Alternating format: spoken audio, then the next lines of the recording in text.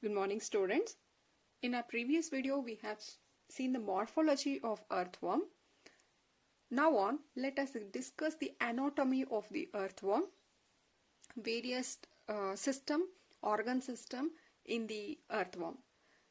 So starting with, the body wall of the earthworm is covered externally by a thin non-cellular cuticle, below which you can find the epidermis layer, two muscle layer and an innermost coelomic epithelial. So if this is the body here of the earthworm like this,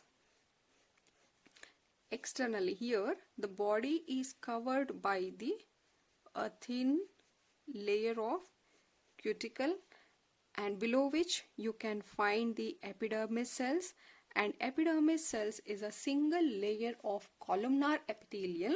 So these are the columnar epithelial cells which are found along with the secretory gland cells which are present in them.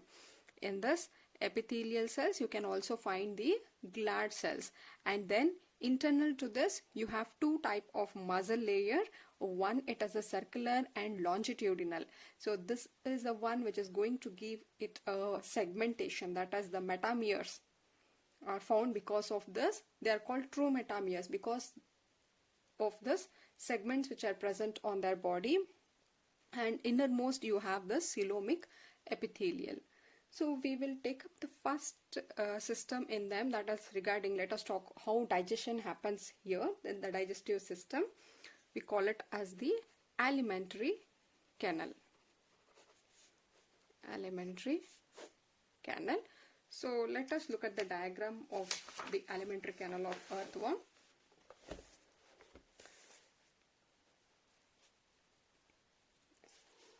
So alimentary canal is a straight tube. You can see here this is a straight tube which runs from the first to the last segment.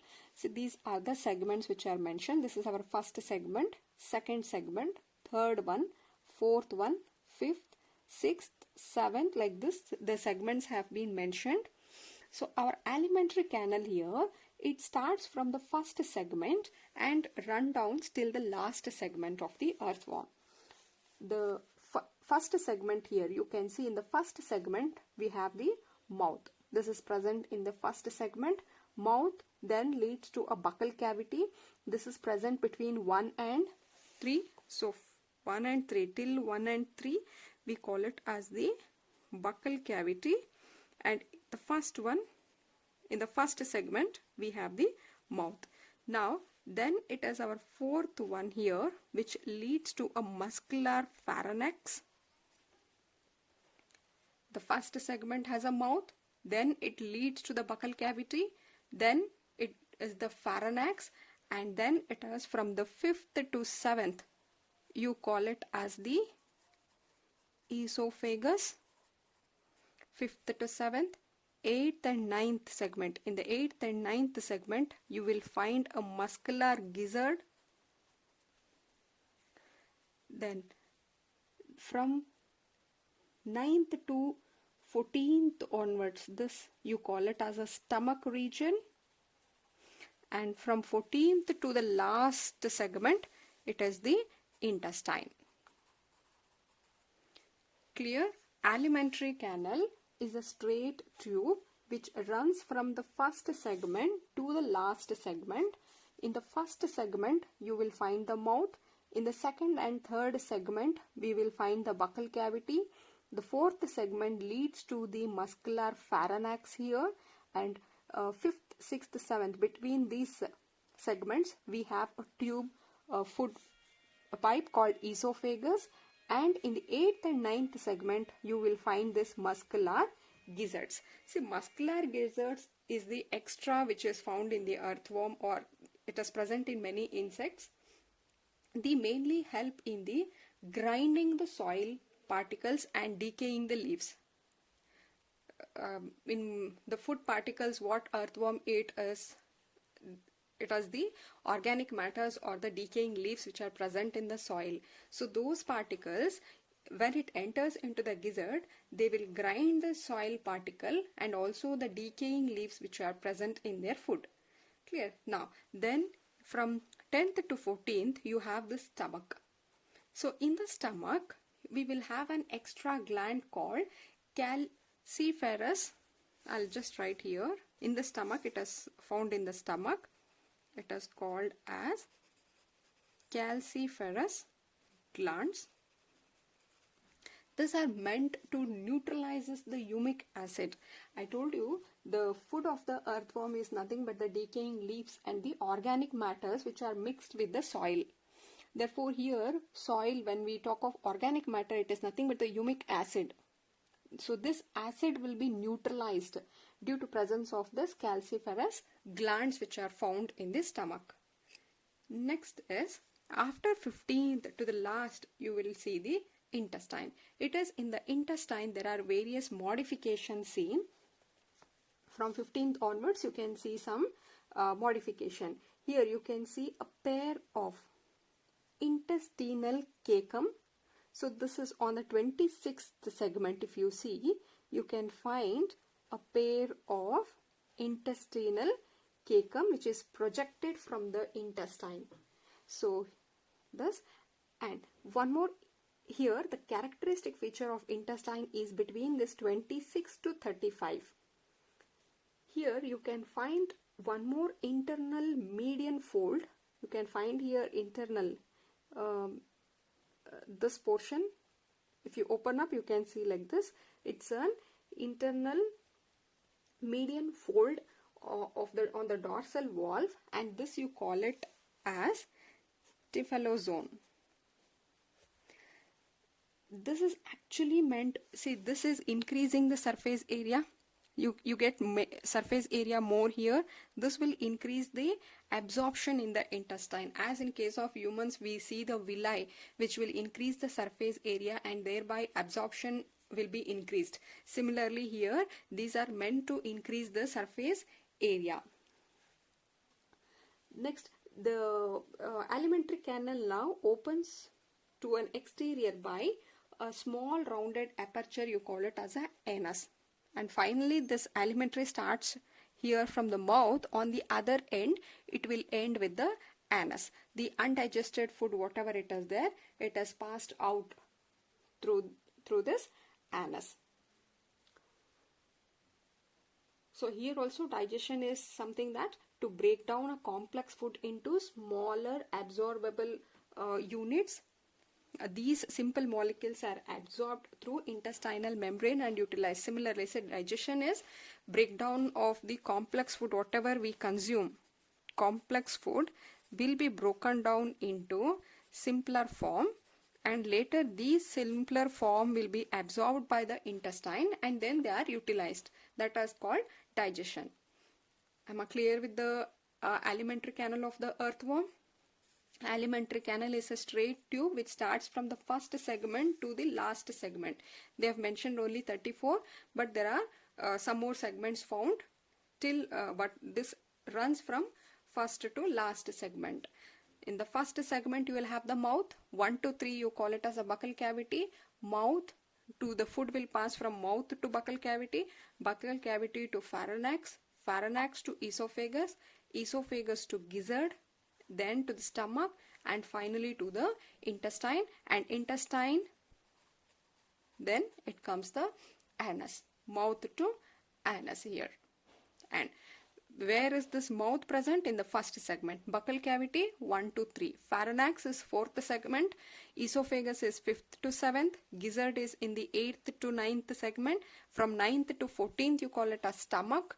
And between 15th to the last it is the intestine. And in the last segment you will have this anus present. Gizzard is important here. Additional one.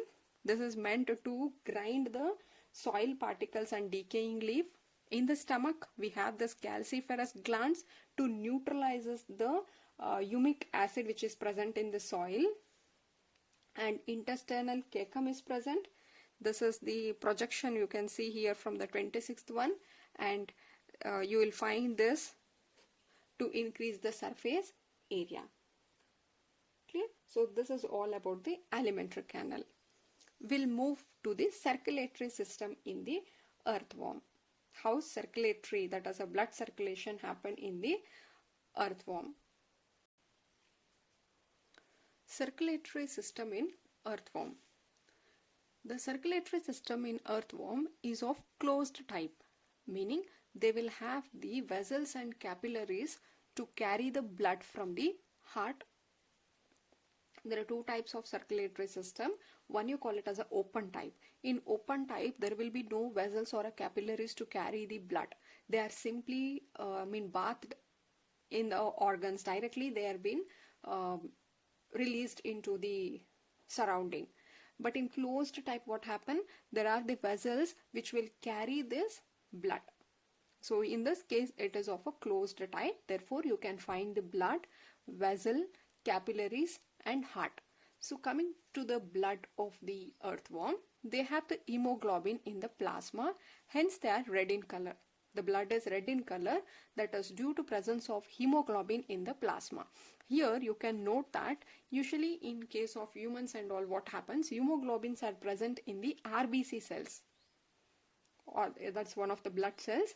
Hemoglobin is present in the RBC, but in this case the hemoglobin, here you don't find RBC cells, but the hemoglobins are directly present in the plasma. And also apart from this, they also have a colorless cells, and these colorless cells are something equivalent to the WBCs. These colorless leukocytes or WBCs, they're equivalent to the WBCs which are found, and they are phagocytic in nature. So when I say phagocytic, meaning what? They kill the harmful germs or any foreign particles which enter the body. They will act as a WBCs. Clear? So the blood has hemoglobin in the plasma, and they have a colorless cells equivalent to the WBC found in other humans, and they are phagocytic, which can kill or destroy the harmful germs or any foreign particles which enter into the body. Next, let us talk of the vessels which are found in the earthworm. Vessels. Here mainly you can find 4 types of vessels in the earthworm. First one you call it as the dorsal vessel. Dorsal meaning these are the vessels which are found at the upper surface of the earthworm. You call it as a dorsal vessel. This extend from one end to the last. See, here you can see the diagram, and this yellow tube what you can find, this is our alimentary canal, gut, alimentary, which we have seen previously. If you observe here, there is a red vessel which is running. It starts from the first one and it moves till the last. So this one which is found towards the, if this is the earthworm, this is the upper surface and this one is a below ventral surface. So the vessel which is found towards the dorsal, that is above the gut, dorsal to the gut, you call it as a dorsal vessel. It starts from the first to the last segment, and in this case the flow of blood is in this direction, that is blood flows like this from last to front. Movement of blood is this direction. Next, the second vessel you call it as a ventral vessel. You can find here this vessel which again starts from the first, and you can find this vessel running all over the body of the earthworm till the last segment. You can find this vessel, and this vessel you call it as a ventral vessel. And here the flow of blood is in the opposite direction, that it moves this way. Am I clear? Dorsal vessel, the movement was from, if this is a last segment, it has movement as last to first. In the ventral vessel, movement of blood is from first to last. And in this case they have the valves present in order to prevent the backflow. In this they don't have the valves in them. And the third type of vessel are called as subneural blood vessel. Here also you can see subneural is here. It also starts from the first to the last. You can find here the yellow tube. From here to the, you can find it is parallel to the gut. This is parallel to the gut. You can find this yellow one which is passing, and this one you call it as subneural vessel. These vessels will collect the blood from the body walls, whatever the blood from the body wall, from the nerve cord, and then they will send it to the dorsal vessel. They are going to send to the dorsal vessel through this commissural vessel. I will talk of this later, but understand this much. This one you call it as a dorsal vessel. This blue line here, tube, which you call it as a ventral vessel, and the yellow tube which you can find here are called as a subneural vessel. And there is one more vessel called lateral esophageal vessel. This is the same subneural vessel. You can see here from the last segment, the subneural vessel is coming like this. After it goes to the 14th segment, they are just overlapping here, the ventral vessel, and then you can see a bend here, and then it moves like this. And after 14th segment, the same subneural vessel, you call it as a lateral esophageal vessel. Am I clear with all the four vessel? Dorsal one, there's a red one, ventral vessel, blue one, subneural blood vessel is the yellow tube. The yellow tube till 14th segment, you call it as a subneural vessel. After 14th segment, the same one, you call it as the lateral esophageal vessel. Right? Now, after blood and vessel, let us talk of the heart. There are 4 pair of heart present. Heart. First you call it as a lateral heart. There are 2 pair of heart in 7th and 9th segment. These are called as lateral heart. You can see here when it comes to the 7th, this is 7th one. You can see here 7th and 9th.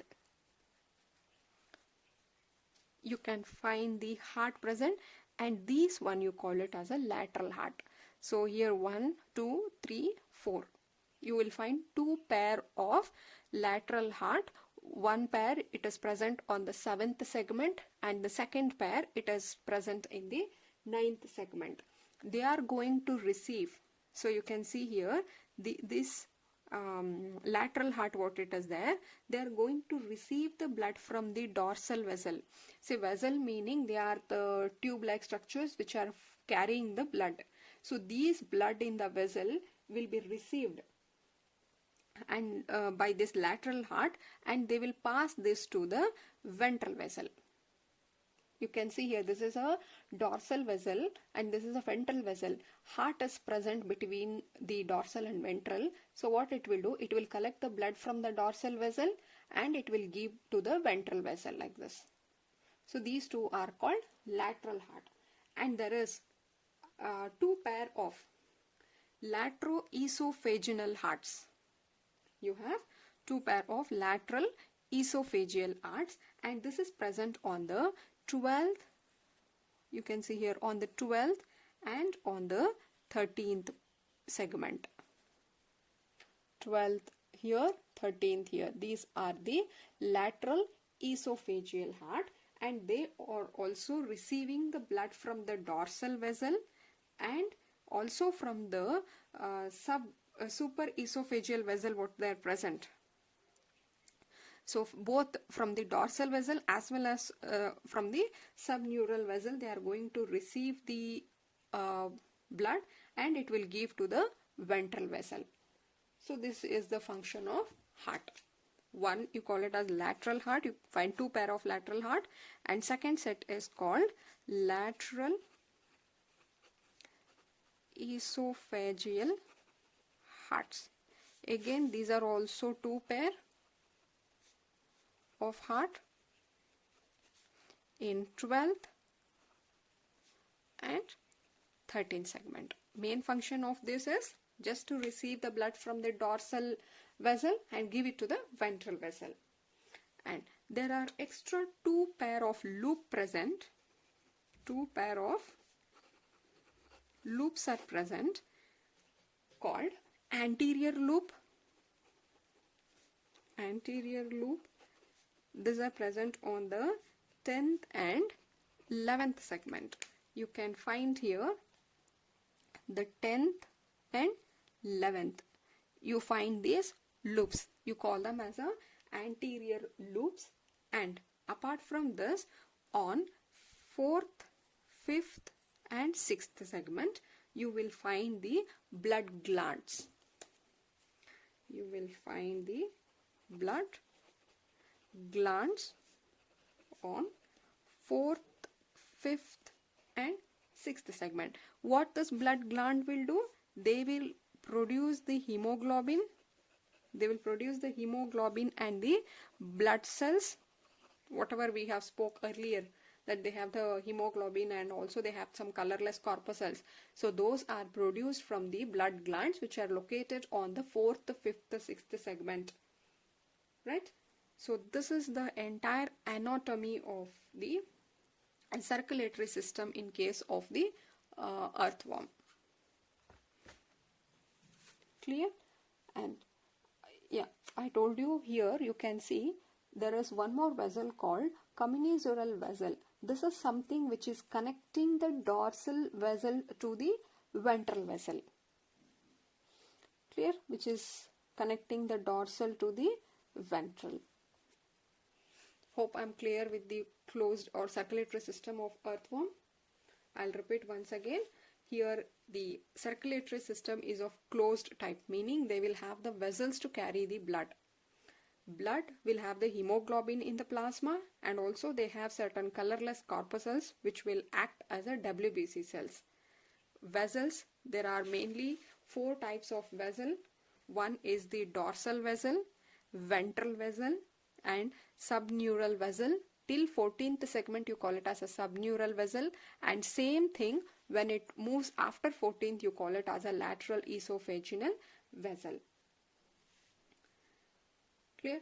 Next, heart, you have four pair. Two pair here you can see the lateral heart present on the 7th and 9th segment, and there is two pair of heart on the 12th and the 13th. So the main function of heart is just to receive the blood from the dorsal vessel and give it to the ventral vessel. And apart from this, you can find two anterior lobes on the 10th and 11th. Then you have the blood glands located on 4th, 5th, 6th. These blood glands will produce the hemoglobin and the blood cells. Clear? This is about the circulatory system. And there is also the respiratory system. Here in case of earthworm, we do not find any extra respiratory system, but they will respire through their body surface or through the skin. You call it as cutaneous type of respiration. But exchange, even though there is no proper respiratory organ, they are going to exchange the gases through their moist body surface. If they have to exchange gases through their body surface or through the skin, it need to be moist. Okay. So in the next video, let us take the excretory system in case of the earthworm. Hope I am clear with the both circulatory as well as the alimentary canal in case of earthworm. Thank you.